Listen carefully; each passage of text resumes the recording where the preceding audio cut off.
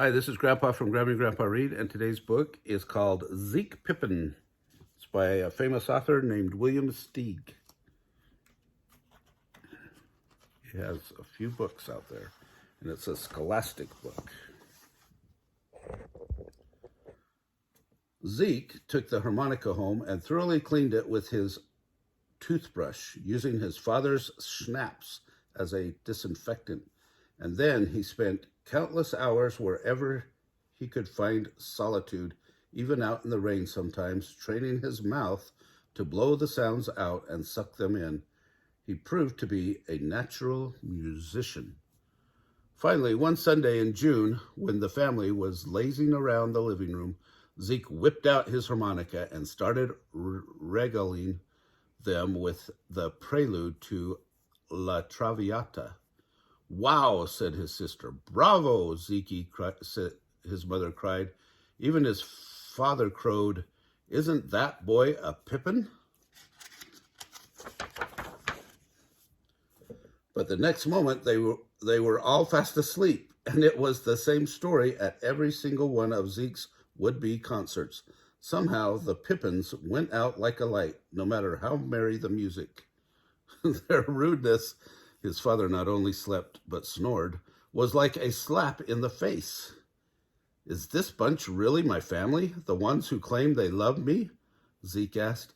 "How can I go on living under the same roof with such nincompoops?"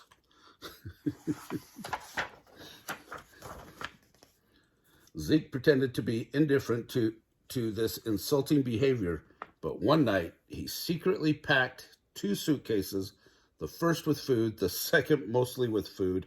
At the brink of dawn, with his harmonica in one pocket and all his cash in the other, he tiptoed down the stairs and left home. Zeke lugged his bags down to his private beach, where he had a raft hidden in the bushes. He dragged it out and made sure it was ship-shape, then shoved and shimmied it into the river, loaded it with all his stuff, and hopped aboard.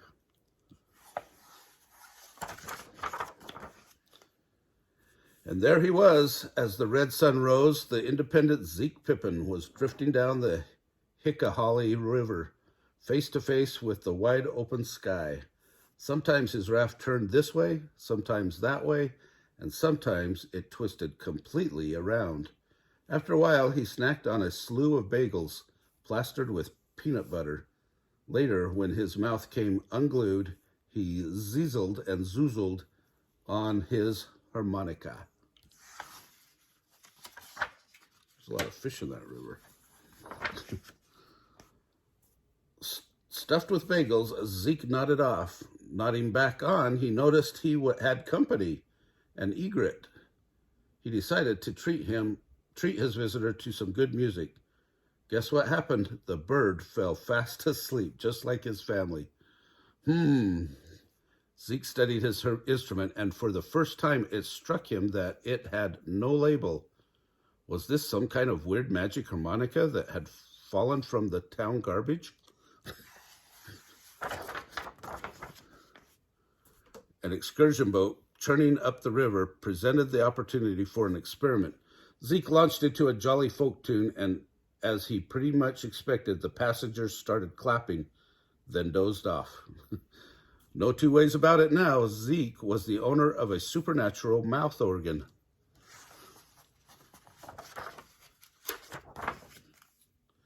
Pondering his remarkable piece of garbage, he slid into the dreamland, where he found his poor mother and father and his poor brother and sister all crying their hearts out, showering their clothes and the carpet with their hot tears, asking how they could possibly go on without their oh-so-beloved Ezekiel. "If I don't see my angel again soon," his mother wailed, "I'll shoot myself." Zeke woke up crying too, reviling himself for his lack of faith in his family. He knew he must bring them surcease of their sorrow as swiftly as possible and clear up this painful misunderstanding. And since the raft wouldn't float upstream, he'd have to find his way home on foot.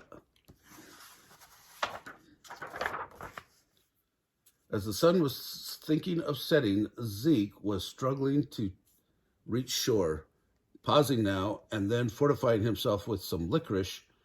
"Take it easy, pal. We'll help you," called the first of three dogs who came wading out. "Thanks a million, guys," Zeke cried as the dogs tugged him in. But once on solid ground, the Samaritans began researching his baggage. "Hey, look at this," the leader chortled. "Coconut marshmallow cookies." "Lay off," Zeke said. "It's my stuff." "Ha ha, it's his stuff," joked the one-eared foxhound. "Yipes, a harmonica," yelled the Dalmatian, yanking it from Zeke's pocket. "Money," the foxhound announced, digging into the other pocket. "Have a heart, fellas," Zeke pleaded. "Give me my harmonica and let me go. Please. You can keep the rest of all of it." "Listen, Porky," the leader snarled. "You'd better shut your yap if you want to stay in one piece."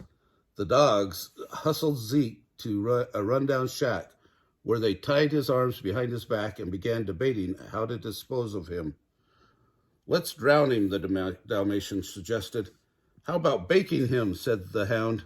"We could have baked ham sandwiches, chitlins, pig's knuckles, etc." "Nope, he's too darned fat," said the leader. "We'll just leave him here nicely tied up." "How about a goodbye song?" said the Dalmatian. She pressed the harmonica to her lips, but all that came out was a frou-fra-free freak. "Put a lid on it," barked the leader. "I can show you what to do," Zeke offered, "if you untie me." "We ain't untying nobody," said the leader. "All right, don't untie me. You hold it to my mouth." The Dalmatian obliged. Zeke commenced to play, and exactly as he'd planned, the villains conked out. As the Dalmatian dropped to the floor, Zeke managed to hang on to the harmonica with his teeth. He slipped past the criminals he had so cleverly bamboozled, butted the door open, and started up the patch by the river. With the half-moon half helping, Zeke threaded his way through a confusion of trees and tangled vines. The world around him was still. Even the trees were asleep. But then, out of the silence, came a frightful yowling.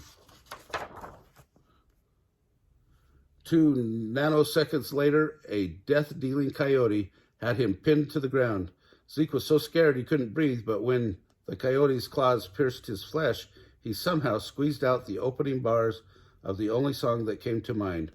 "Show me the way to go home." The coyote keeled over and yowled no more.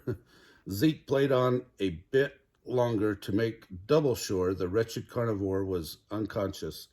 Then he wriggled to his feet and continued homeward. Bushed and bleary as he was, Zeke never figured out how he found his way, but at last he was there, home, where he belonged. He wiped his feet on the doormat, pressed the doorbell with his snout, and fainted. His mother opened the door. "Pa," she screamed, "our boy is back. Do you hear me?" "Zeke, Zeke," his father cried. "Welcome home." Zeke's father carried him to his bed, where he was covered with a blanket of kisses. Then they all spent the day waiting to hear his harrowing tale. You may already know it. Zeke was soon the darling of the town, more celebrated than even the mayor.